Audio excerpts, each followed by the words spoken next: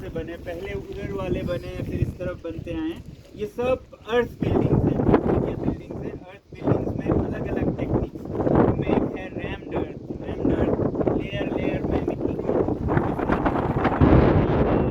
मिट्टी के ईंटों का ये वाला, फिर एक स्ट्रॉ और क्ले का जो सीढ़ी में लगा हुआ था। स्ट्रॉ पंजाब में जो जलाया जाता है उसको क्ले के साथ मिक्स करके, वो बहुत इंसुलेटिंग होता है। फिर ये करते करते हमें ये लगा कि ये सोलर हैं, ये बहुत अच्छा परफॉर्म करते हैं। विंटर में समर जैसा रहता है तापमान अंदर 18 के करीब, तो लोगों के लिए तो ये अच्छा है घर बनाने के। मगर सरकार में अपने वो हैं, क्या कहते हैं, कोड्स हैं, बिल्डिंग कोड्स, जिसको कंप्लाई करना पड़ता है।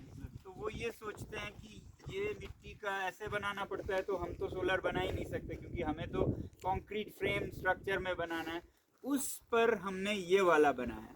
ये उन्हीं की तरह बल्कि उनसे भी बेहतर शायद सोलर है, मगर ये सरकार के कंप्लायंसेस के अनुसार बनाया है। पूरे कंक्रीट फ्रेम स्ट्रक्चर इसमें सब कुछ है, मगर उसे बहुत क्लेवरली इंसुलेट किया गया है। बाहर से आपको उन्हीं के जैसा दिखेगा बिल्डिंग, मगर जब आप अंदर जाएंगे तो आपको बीम्स पिलर्स दिखेंगे।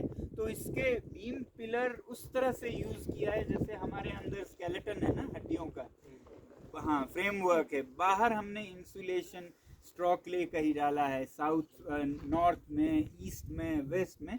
फिर नॉर्थ में आप देख रहे हैं बहुत बड़ा शीशा है, मगर शीशा सिर्फ लगाते तो फिर दिन में बहुत गर्मी होती और रात में बहुत ठंड होता, क्योंकि शीशा दिन का पकड़ता है फिर चला जाता है रात को। तो इसलिए वो जो ब्लैक वॉल है आपको दिख रहा है शीशे के पीछे, तो वो है इसका जादू, जो दिन के गर्मी को रात तक और सनी हफ्ते के गर्मी को क्लाउडी हफ्ते तक रख लेता है। तो इसलिए रात को भी आपको +18 से नीचे नहीं जाता दिखेगा।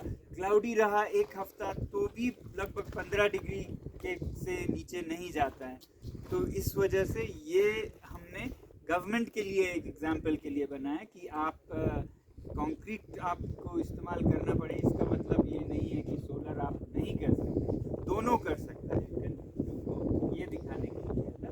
बाकी जो उधर दिख रहा है आपको वो काफ़ी बड़ा है, वो भी इसी वो ये वाला जो है ये लद्दाखी ट्रेडिशनल स्टाइल में है जो आप देख रहे हैं। ये लोड बेयरिंग कहते हैं इसमें, इन कंक्रीट, हाँ, ये जो पास में है कंक्रीट फ्रेम इसमें नहीं है।